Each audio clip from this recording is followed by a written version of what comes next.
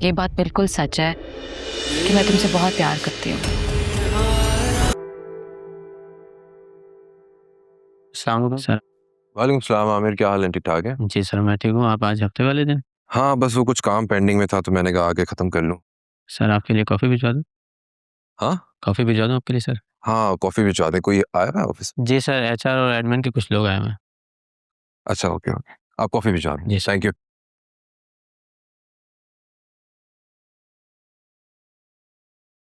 कहीं जा रही हो?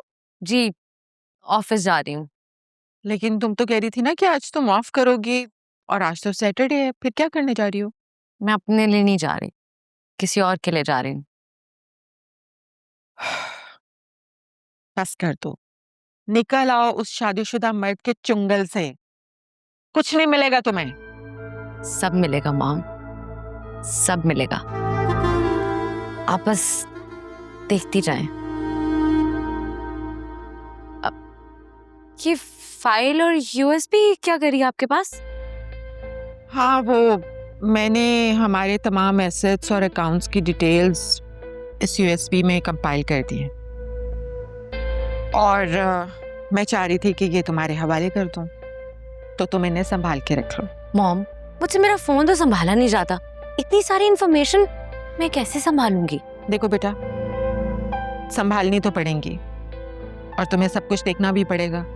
मैं नहीं चाहती कि तुम मेरे बाद किसी भी चीज़ के लिए इधर उधर भटकती फिरो, इसलिए मैं चाहती हूँ कि ये सब कुछ तुम अपने पास संभाल के रख लो। मॉम, मुझे सच सच बताएं, क्या चल रहा है एग्जैक्टली? क्या चल रहा है? कुछ भी तो नहीं चल रहा। मैं तो बिल्कुल ठीक हूँ, मेरी तबीयत बिल्कुल सही है, कुछ भी नहीं हुआ। मैंने तो आपसे आपकी तबीयत के बारे में पूछा नहीं, तो फिर आप मुझे अपनी तबीयत के बारे में क्यों बता रही हैं? कहाँ जाने की तैयारी हो रही है? दानिया का निकाह है, उस पे जा रही हूँ।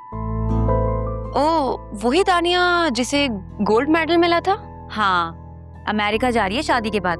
बहुत एक्साइटेड है वो। अल्लाह पाक उसे खुश रखे भाई। और तुम बताओ, अकरम से कोई शादी के टॉपिक पर बात हुई? नहीं, कल नौशीन आंटी से मिलने के बाद हिम्मत ही नहीं हुई कि ऐसी कोई बात करूं। आलिया, नौशीन आंटी कितनी एनोइंग खातून है ना। तुम्हें क्या, तुमने तो पहले ही अकरम से अलग घर की फरमाइश कर दी है। हाँ, लेकिन फर्क तो पड़ता है ना। पता नहीं आंटी इतनी टॉक्सिक क्यों है।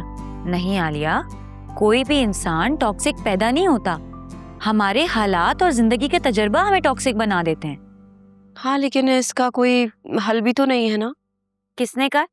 मेरी तो समझ में ये नहीं आता कि जरूरत पड़ने पर लोग प्रोफेशनल हेल्प क्यों नहीं लेते हैं।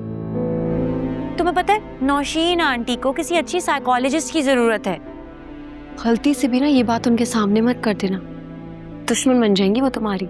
मेरी तो समझ में ये नहीं आता है कि साइकोलॉजिस्ट के पास जाने को लोग पागल होने से क्यों जोर देते हैं। तुम्हें पता है, हमारे पाकिस्तान में 10 में से 6 औरतें जहनी दबाव और उलझन का शिकार हैं, जिसको पाकिस्तान में टॉक्सिक फैमिली कल्चर बोला जाता है। और नौशीन आंटी तो खुद ही एक बहुत बड़ी नार्सिसिस्ट है, उन्हें तो खुद चल कर जाना चाहिए अच्छी साइकोलॉजिस्ट के पास। फिर तुम देखना 5 से 6 सेशन में कितना बेहतरी महसूस करेंगी वो। भाई मैं तो उन्हें ऐसा वैसा करने के लिए कुछ नहीं कहूंगी, वो तो मुझे काट खाएंगी भाई। मैं तो बोलूंगी, मुझे मत रोकना। Good luck. तुम्हें याद है जोया बाजी कैसे रोती पड़ती रहती थी, खुद को कमरे में बंद करके रखती थी, खुद तरसी का शिकार थी। और अब देखो, जिससे बोला नहीं जाता था, साइकोलॉजिस्ट के पास जाने के बाद वो अदालत में दूसरों की बोलती बंद करने का अज़म लिए बैठी हैं। हाँ, कह तो तुम ठीक ही रही हो। भाई अब बिल्ली के गले में घंटी कौन बांध दे? जिसने घंटी बांधनी थी वो तो अल्लाह मियां को प्यारे हो गए।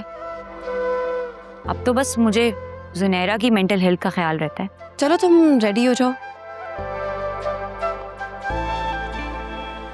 मैंने अपने एक दोस्त को अमेरिका आपके सारी रिपोर्ट्स भिजवा दी है। वो अपने सीनियर कोलीग से डिस्कस करेगा। आई वुड हाईली रिकमेंड कि हम ट्रीटमेंट के लिए अमेरिका जाएं। मैं कहीं नहीं जाऊंगी फराज। अगर नसीब में ठीक होना लिखा होता तो फिर कैंसर की इतनी बड़ी बीमारी के बाद ये हार्ट की बीमारी डायग्नोज ही ना होती। कैसी मायूसी वाली बातें कर रही हैं आप? कभी कभी ऐसा हो जाता है, लेकिन अगर टाइमली उसका ट्रीटमेंट स्टार्ट कर दिया जाए तो इंसान ठीक हो जाता है। लेकिन तुम्हें पता है मेरे जिस्म में अब इतनी ताकत नहीं है कि मैं अब इतना बड़ा ट्रीटमेंट दोबारा से करवाऊं। मेडिसिन से अगर ठीक होना होगा तो हो जाएगा, वरना जो मेरे अल्लाह की मर्जी। जाना तो एक दिन सब नहीं है। क्या हो गया आपको? अभी हमें आपकी जरूरत है। अभी तो आपको फरिया की शादी करवानी है, उसके बच्चों के साथ एंजॉय करना है। मैंने कहा ना, अगर नसीब में होगा तो मैं वो सब भी करूंगी, वरना जो मेरे रब की मर्जी। खैर, तुम 4-5 दिन से मेरे साथ हॉस्पिटल के चक्कर लगा रहे हो, थक गए होगे। मेरा ख्याल है कि तुम्हें भी अब घर जाके थोड़ा सा रेस्ट कर लेना चाहिए। कर दी ना आपने गैरों वाली बात। ऐसी कोई बात नहीं है। मैं जानती हूँ कि तुम्हारा वक्त भी बहुत कीमती है, तो मेरे ख्याल से तो यही बेहतर है कि तुम भी थोड़ा रेस्ट कर लो, घर जाके चक्कर लगाते रहना। अच्छा, मेरी फिक्र ना करें, ठीक है, मैं चला जाऊँ।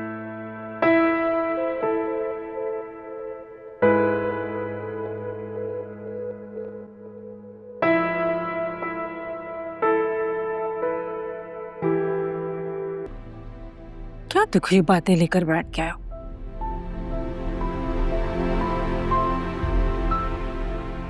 अब आगे देखना, अल्लाह सब ठीक कर देगा इंशाअल्लाह। अल्लाह से अच्छे की उम्मीद रखते हैं। बेटा, मैंने जो मोबाइल तुम्हें दिया था उसे छुपा कर रखना। कभी भी कोई इमरजेंसी हो तो फौरन हमें कॉल कर देना, हम फौरन पहुंच जाएंगे। तुमने मेरी बहन और बेटी की जान बचाई, तुम्हारा ख्याल रखना हमारा फर्ज। ताली आंटी, ये आपके लिए, आप मेरी फ्रेंड है ना।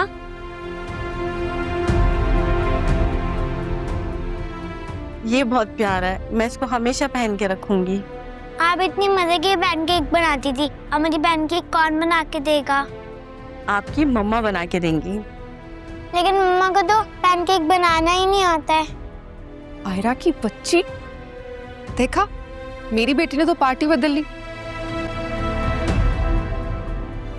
बस तुम लोग ऐसे ही हंसते मुस्कुराते रहो, इंशाल्लाह देखना सब ठीक हो जाएगा। अब चलो, वो लोग बाहर इंतजार कर रहे हैं, आ जाओ।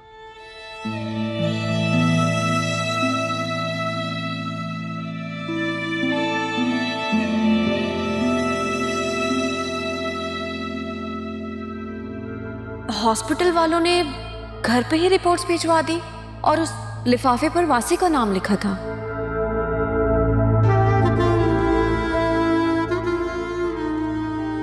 वो रिपोर्ट्स मेरे हाथ लग गई थी और मैंने उन्हें छुपा दिया।